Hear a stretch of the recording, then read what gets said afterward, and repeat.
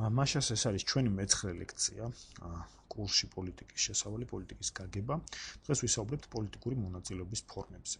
იმდენად რამდენადაც საკმაოდ ბევრ საკითხს უნდა შევეხოთ, მოდით პირდაპირ საკითხებზე გადავიდეთ. დღეს ვისაუბრებთ პოლიტიკური მონაწილეობის რა ფორმები არსებობს და განსაკუთრებულ ყურადღებას მივაქცევთ არჩევნებს, პოლიტიკური პარტიების საკითხს და ინტერესთა ჯგუფებს და სამოქალაქო საზოგადოებას. გახსოვთ ჩვენ ადრე ვსაუბრობდით, რომ ნებისმიერი პოლიტიკური სისტემის ან ინსტიტუტის ლეგიტიმაციის და წარმატებული მუშაობის უпростоრად ამოსავალი წერტილი არის ლეგიტიმაცია, რომელიც შეიძლება გამომდინარეობდეს ორი საკითხიდან.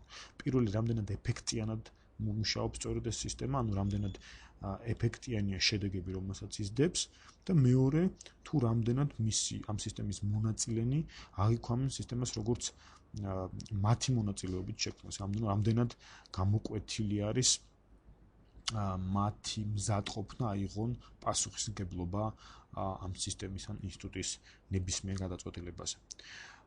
რაც უფრო მეტია მზადყოფნა წევრების მხრიდან, მით უფრო მიჩნეულია, რომ ეს სისტემა თუ ინსტიტუტი მყარად და სტაბილურია და უფრო ადვილად გამომკლავდება ნებისმიერ კრიზისს. მონაწილეობის ფორმები ისტორიულად პოლიტიკაში მონაწილეობის ფორმები თუ ჩვენ ამ საკითხებს პოლიტიკურ სისტემაზე დავავიწროებთ, არის პირდაპირი და არაპირდაპირი. ჩვენ ამაზე გვქონდა საუბარი, რომ პირდაპირი დემოკრატიის ისტორიული ფორმები ესაა ბერძნულ პოლისებში არსებული ვითარება, როდესაც მოქალაქეთა არა დიდი და არა სრული ნაწილი, მაგრამ ის ნაწილი, რომელსაც ჰქონდა პოლიტიკური უფლებები, პირდაპირ მონაწილეობდა პოლიტიკურ მართვაში. და თანამედროვე ფორმა არსებობს ჯერ კიდევ პირდაპირ დემოკრატიისა, ეს არის რეფერენდუმის და პეტიციების შემთხვევა, ზოგჯერ მიჩნეულია, რომ მაგალითად გამოწვევა ამ არჩეული კანონმდებლობის გამოწვევა საკანონმდებლო ორგანონად, ასევე გარკვეულწილად პირდაპირ ჩარევა დემოკრატიის, ანუ პირდაპირ დემოკრატიის ფორმა, დანარჩენ შემთხვევაში ჩვენ გვაქვს წარმომადგენლობითი დემოკრატიის ფორმა, რამდენადაც შეუძლებელია, რომ პირდაპირ დემოკრატიის განხორციელება შეუძლებელია მოსახლეობის რაოდენობიდან გამომდინარე, ძალიან ხარჯიანი და არაეფექტიანი იქნებოდა და არსებობს ასევე მოსაზრება, რომ გარკვეულწილად ეს სახიფათოც, ამიტომ ჯობია, რომ არჩევნები როგორც აქტი პირდაპირ დემოკრატიისა, როგორც ერთჯერადი აქტი პირდაპირ დემოკრატიისა დავუშვათ გარკვეული პერიოდულობით, ხოლო დანარჩენი ამ არჩევნებიდან არჩევნებამდე პერიოდში სწორედ ხალხის წარმომადგენლებმა გადაწყვიტონ პოლიტიკური საკითხები.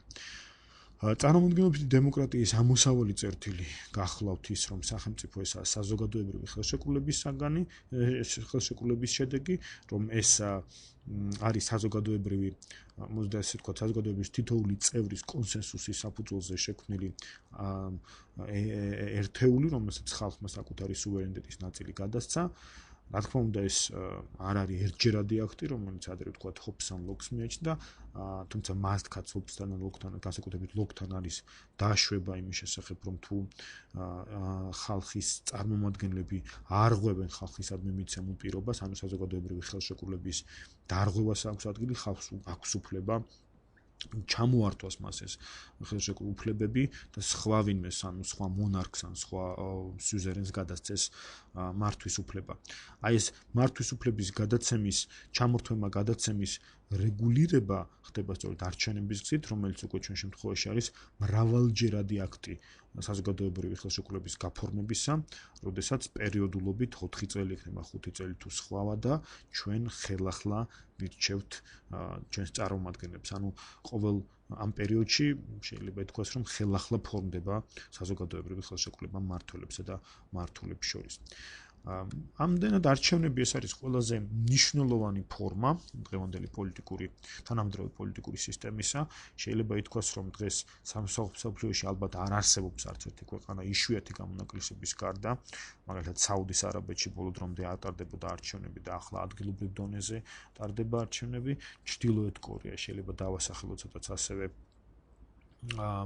სათუ არჩევნების ჩატარების საკითხი, თუმცა ისეთ ქვეყანაც კი როგორც საბჭოთა კავშირი იყო მაგალითად ფორმალურად მაინც ატარებდა არჩევნებს. ანუ არჩევნები როგორც წარმომადგენლობითი დემოკრატიის საფუძველი, წარმომადგენლობის ზოგადად საფუძველი დღეს უბრალოდ ეჭვგარეშე დგას. რაც შეეხება არჩევნების სახეებს, უამრავი ტიპოლოგია შეიძლება არსებობდეს არჩევნებისა, პირდაპირი და არაპირდაპირში გულისხმება არჩევნების ის სახე, როდესაც ის გაშუალებულია, როდესაც პირდაპირ ხალხი არ ირჩევს საბოლოოდ თანამდებობის ან საჯარო პირს, პოლიტიკურ პირს, არამედ ხდება ის ჯერ ასე იგი ხმოსანთა არჩევა და შემდეგ ის ხმოსნები ირჩევენ, ატარებენ არჩევნებს. ეს ბევრ ქვეყანაში განსაკუთრებით წარსულში იყო აპრობირებული მსგავსი მეთოდი, მაგრამ ამერიკის შეერთებულ შტატებში მაგალითად დღესაც ამერიკის შეერთებული შტატების პრეზიდენტი ამ წესით აირჩევა. არჩევნები შეიძლება იყოს ეროვნული, ანუ ცენტრალური, რეგიონული, ადგილობრივი, როგორც ვამბობთ, რიგგარეშე, შუალედური, მაგალითად, როცა პარლამენტის რომელიმე წევრი დატოვებს პარლამენტს სხვადასხვა მიზეზის გამო, შეიძლება ჩატარდეს რიგგარეშე არჩევანი, შუალედური არჩევანი, ასევე თუ პარლამენტს დაითხოვენ, ან პრეზიდენტი გადადგება, შეიძლება რიგგარეშე არჩევნები დადგეს და ასე შემდეგ. თქვენ კარგად მოგეხსენებათ, რომ არსებობს საარჩევნო პასიური და აქტიური ხმის უფლება. აქტიური არის უფლება ავირჩიოთ, ხოლო პასიურია იქნეთ არჩეული და სხვადასხვა შეზღუდვები შეიძლება არსებობდეს ამ კუთხით. მაგალითად, საარჩევნო უფლებები შეიძლება შეიზღუდოს ბინადრობის ცენზის მიხედვით, მაგალითად, თუ ადგილობრივ არჩევნებში ან მაჟორიტარის არჩევნებში ვიღებთ მონაწილეობას, ცხადია, რომ ვიღებთ იმ არჩევნებში მონაწილეობას, სადაც ჩვენ რეგისტრირებული ვართ როგორც ამომრჩეველი, შესაბამისად ვერ შევძლებთ თბილისში მაცხოვრებლები ლაგოდეხის მაჟორიტარის არჩევას და პირიქით ლაგოდეხელები არ მიიღებენ მონაწილეობას თბილისის საკრებულოს ან თბილისის მაჟორიტა, რომელიმე მაჟორიტარის არჩევნებში. ასაკობრივი ცენზი, ანუ გამდინარე იქიდან, რომ არჩევნები ეს არის მოქალაქის სრული პასუხისმგებლობა, ეს არის მოქალაქის პოლიტიკური უფლება, გამდინარე აქედან, რა თქმა უნდა, ასაკობრივი ცენზი დგინდება იმ საკითხებზე, თუ ვინ როდის არის უფლებამოსილი იყოს, კონდეს პასიური და როდის აქტიური, ასე ვთქვათ, საარჩევნო უფლება. პროფესიული ცენზი, სქესობრივი, განათლების, ქონებრივი და რელიგიური დღესდღეობით უკვე წარსულს ჩაბარდა, არადა იყო პერიოდი, როდესაც მაგალითად არჩევნებში მონაწილეობდნენ ისინი, ვისაც ქონება ჰქონდა, ასევე შვეიცარიაში 70-იან წლებამდე ქალების საარჩევნო ხმის უფლება შეზღუდული არ არსებობდა და ბევრ ქვეყანაში ასევე რა თქმა უნდა იყო საუბარი და იყო მოთხოვნა სწორედ ბოლომდე არ ვთქვათ განხორციელებულა, მაგრამ მაგალითად განათლების ცენზის დაწესების შესახებ. რაც შეეხება საარჩევნო სისტემას და სხვათა შორის ეს ძალიან საინტერესო საკითხია, რამდენადაც პირდაპირ ეხმიანება დღეს საქართველოში მიმდინარე საკითხებს. საარჩევნო სისტემის ცვლილებასთან დაკავშირებით საარჩევნო სისტემა ფართო დეფინიციით ესაა სახელმწიფო არჩევითი ორგანოების ფორმირების წესით, მაგრამ ვიწროდ გაგებით ის არის თუ როგორ ხდება მიცემული ხმების და მიღებული მანდატების გადათვლა მიღებულ მანდატებში. შესაბამისად, თუ ჩვენ ამ ვიწრო დეფინიციას გავყვებით, საარჩევნო სისტემების შემდეგი სახეები არსებობს, ეს არის მაჟორიტარული, უმრავლესობა სხვადასხვა სახელი შეიძლება ერქვას და სხვადასხვა ვარიაცია შეიძლება ხდებოდეს.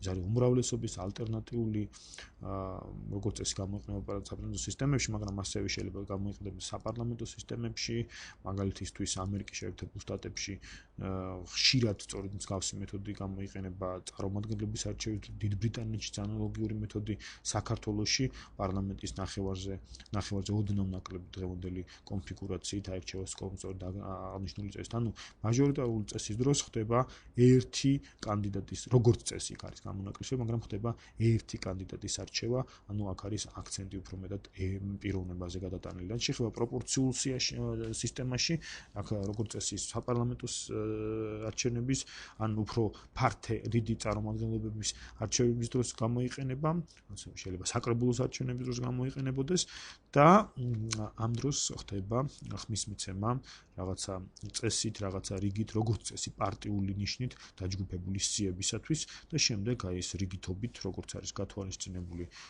სიაში, ადამიანები ხდებიან ან არ ხდებიან არჩეულ ორგანოში.